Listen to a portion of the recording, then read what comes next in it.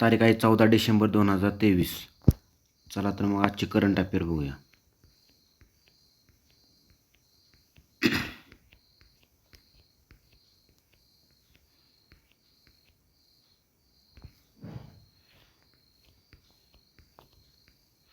इथे एक न्यूज आहे बघा. रिझर्व्ह बँकेचा राज्यांना इशारा, पण महाराष्ट्राची वित्तीय स्थिती समाधानकारक. यातील काय महत्त्वाचे पॉईंट आहे ते बघू आपण. रिझर्व्ह बँकेने बघा राज्यांना वित्तीय तूट सकल राज्य उत्पन्नाच्या 3% मर्यादित असावी अशी सूचना केलेली आहे. किती? 3%पर्यंत. तर सध्या केंद्राच्या पातळीवर वित्तीय तूट सरासरी 3.1% आहे. तर राज्यावरील वाढत्या कर्जाच्या बोजाबद्दल रिझर्व्ह बँकेने चिंता व्यक्त केली. सकल राज्य उत्पन्नाच्या तुलनेत काही राज्याचे प्रमाण 35%पेक्षा अधिक आहे. तर वास्तविक सकल राज्य उत्पन्नाच्या 25% मर्यादित कर्जाचे प्रमाण असावे असे प्रमाण मानले जाते. किती? 25%. महाराष्ट्र राज्यावरील कर्जाचा बोजा 7 लाख कोटीवर गेलेला आहे. यातला एक मुद्दा लक्षात असू द्या. राज्य उत्पन्नाच्या 25% मर्यादित कर्जाचे प्रमाण असावे. 25%च्या मर्यादित. तर यासंबंधित FRBM कायदा कधी आणला होता? 2003ला. त्यालाच काय म्हणतात? राजकोषीय उत्तरदायित्व आणि अर्थसंकल्प व्यवस्थापन कायदा म्हणजे FRBM.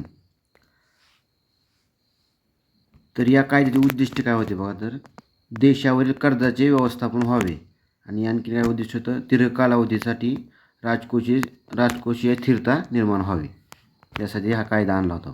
2003ला आणला होता, पण 5 जुलै 2004 पासून प्रभावी करण्यात आलेला होता. तर पुढची न्यूज बघूया. इथे एक योजना आहे बघा. संजय गांधी निराधार योजना आणि श्रावणबाळ सेवा राज्य निवृत्तीवेतन योजना. या योजनेअंतर्गत राज्यातील अपंग, वृद्ध आणि निराधारांना मानधन देण्यात येते बघा. ते आता थेट घरपोच दिले जाणार आहे. इथं दिलेलं आहे बघा. तर आपण परत एकदा वाचू. संजय गांधी निराधार अनुदान योजना आणि श्रावणबाळ सेवा राज्य निवृत्तीवेतन योजनेअंतर्गत जे राज्यातील अपंग, वृद्ध आणि निराधारांना मानधन दिले जाते ते त्या महिन्यात थेट घरपोच केले जाणार आहे. चला पुढची न्यूज बघूया.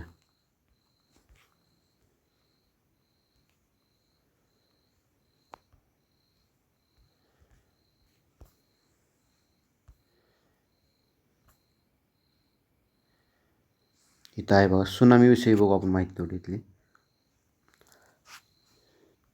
तर सुनामी म्हणजे समुद्राखालील तीव्र भूकंप, स्फोट किंवा ज्वालामुखी यांच्यामुळे उद्भवणाऱ्या तीव्र लहरींची मालिका असते. याला सुनामी म्हटले जाते.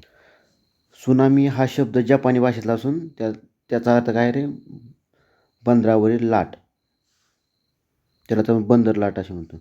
खोल समुद्रात सुनामीच्या लहरी या जेट विमानाच्या वेगा म्हणजेच ताशी 800 किलोमीटर प्रवास करतात बघा. तर पुढची न्यूज बघूया.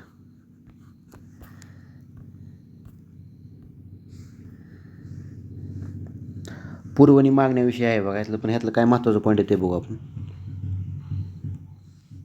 प्रत्येक नागरिकाचा जर विचार केला तर बघा, राज्यातील एकूण लोकसंख्येचा अंदाज केल्यास प्रत्येक नागरिकावर 56,870 रुपयाचं कर्ज आहे बघा. किती? 56,870 रुपये. तर पुरवणी मागण्याविषयी आपण बघूया आणखी माहिती. अर्थसंकल्प तयार केला जातो तेव्हा सर्व नियोजित कामासाठी खर्चाची तरतूद केली जाते बघा. आणि हे करणाऱ्या विभागाचं नाव काय तर वित्त आणि नियोजन विभाग. या नियोजित तरतुदीमध्ये आकस्मिकता निधी देखील असतो बघा. तर ही अधिक खर्चाची गरज लागते तेव्हा पुरवणी मागण्या विधानसभेत सादर केल्या जातात. कारण तर विधिमंडळाच्या मंजुरीशिवाय एकही पैसा प्रशासनाला खर्च करता येत नसतो. नाही, त्यामुळे अनपेक्षित ज्याचं पूर्वनियोजन केलेलं नसतं असा खर्च राज्यासाठी करायची वेळ येते, त्यासाठी पुरवणी मागण्या असतात बघा. तर आकस्मिकरित्या उद्भवणाऱ्या खर्चासाठी पुरवणी मागण्या असतात. चला तर पुढची न्यूज बघूया.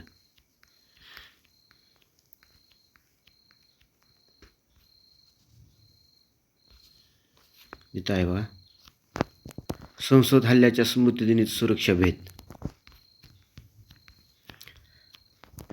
तर 13 डिसेंबर 2001 रोजी बघा, लष्कर ए तैयबा व जैश ए मोहम्मद या 2 दहशतवादी संघटनांनी संसदेवर हल्ला केला होता. त्यात 9 जण शहीद झाले होते बघा. त्याच दिवशी म्हणजे 13 डिसेंबर रोजी आता प्रेक्षक कक्षातून 2 तरुणांनी अचानक सभागृहामध्ये उडी मारली आणि त्यांनी बुट्टामधून धुराचे नळकांडे बाहेर काढून पिवळ्या रंगाचा वायू फवारला बघा. त्यामुळे संसदेच्या सुरक्षेवर प्रश्नचिन्ह उभं राहिले बघा. खरं तर लोकशाहीत मागण्याचं किंवा निषेध करण्याचे वेगवेगळे अनेक मार्ग असताना हा प्रकार खरंच निंदनीय आहे. त्यामुळे संसद भवनाच्या सुरक्षेबाबत सदस्याकडून चिंता व्यक्त करण्यात आलेली आहे.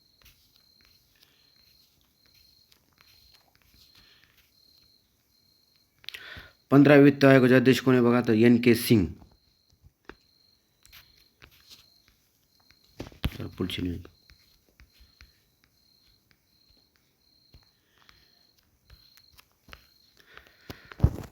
महाराष्ट्र फाउंडेशनतर्फे पुरस्कार जाहीर. इथं माहिती बघा आपण. अमेरिकेतील स्थायिक झालेल्या मराठी माणसांनी स्थापन केलेल्या महाराष्ट्र फाउंडेशनच्या वतीने ज्येष्ठ साहित्यिका आणि संत साहित्याच्या अभ्यासक डॉक्टर तारा भवाळकर यांना साहित्य जीवनगौरव पुरस्कार देण्यात आला बघा. तर असंघटित आणि कष्टकऱ्यांसाठी केलेल्या कार्याबद्दल शांताराम चव्हाण आणि नितीन पवार यांना समाजकार्याचा विशेष पुरस्कार जाहीर करण्यात आलेला आहे. समाजकार्याचा विशेष पुरस्कार कोणाला बघा, शांताराम चव्हाण आणि नितीन पवार यांना. तर सतीश तांबे यांच्या काम तमाम at Wagah border, doctor Kalidas Shinde यांच्या झोळी, तसेच चैतन्य सर देशपांडे यांच्या उकळी आणि रविवार डायरीज यांना साहित्य पुरस्कार जाहीर करण्यात आले. एकदा वाचून घ्या तुम्ही पण. इथं बघा अभिमत विद्यापीठासंबंधित आलेले बघा. तर अभिमत विद्यापीठाविषयी आपण माहिती बघूयात. तर उच्च शिक्षण संस्थेला विद्यापीठ अनुदान आयोगाकडून अभिमत विद्यापीठाचा दर्जा दिला जातो बघा, UGC कडून.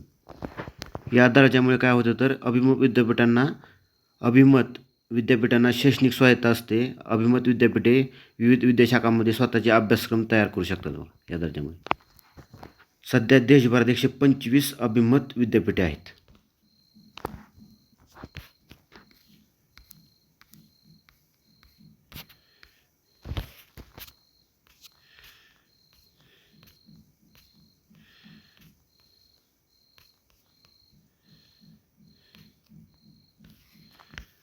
बघा इथं एक न्यूज आहे. सोशल स्टॉक एक्सचेंजवर पहिली स्वयंसेवी संस्था सूचीबद्ध. बघू आपण याची माहिती आणखी. स्वयंसेवी संस्था ज्या असतात ते कशासाठी काम करतात, समाजातील वंचित घटकासाठी काम करत असतात. त्यांना निधी मिळण्यात अडचणी येतात. त्यामुळे काय झाले बघा, तर राष्ट्रीय शेअर बाजाराने सोशल स्टॉक एक्सचेंजचे कार्यान्वयन सुरू केले असून या माध्यमातून स्वयंसेवी संस्थांना निधी उभारणी करण्याचा विशेष स्रोत खुला झाला आहे बघा. म्हणजे शेअर बाजाराच्या माध्यमातून त्या निधी उभारू शकतात. ज्या NGO आहेत म्हणजे त्यांना आपण समाजसेवी संस्था म्हणतो. शेअर बाजाराच्या माध्यमातून निधी उभारता येणार आहे त्यांना. सोशल स्टॉक एक्सचेंजवर बुधवारी SGBC उन्नती फाउंडेशन ही पहिली स्वयंसेवी संस्था बुधवारी सूचीबद्ध करण्यात आली बघा. कोणती संस्था पहिली, तर SGBC उन्नती फाउंडेशन ही स्वयंसेवी संस्था आहे बघा, लक्षात असलं पहिली.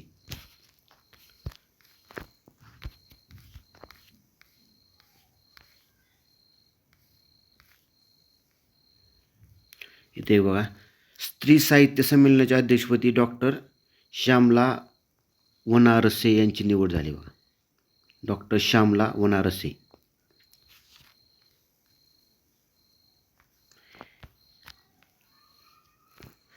लोणावळ्यातील काचेच्या पादचारी मार्गासाठी 333 कोटींची निधी. यातलं बघू आपण एक पॉईंट काय महत्त्वाचा तो. हे एक लक्षात असू द्या, काचेचा पादचारी मार्ग कुठं उभा करण्यात येणार आहे, तर काचेचा पादचारी मार्ग कुठं करण्यात येणार आहे, तर लोणावळ्यामध्ये. आणि टायगर पॉईंट आणि लायन्स पॉईंट हे कुठे आहेत, तर लोणावळ्यात आहेत. हे पण लक्षात असू द्या.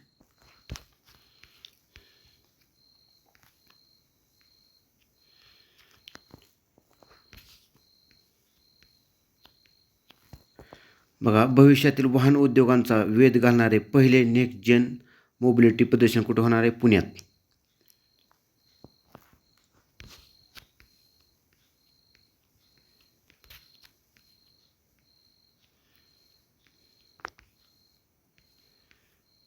चला तर मग आज एवढ्याच महत्त्वाच्या न्यूज होत्या.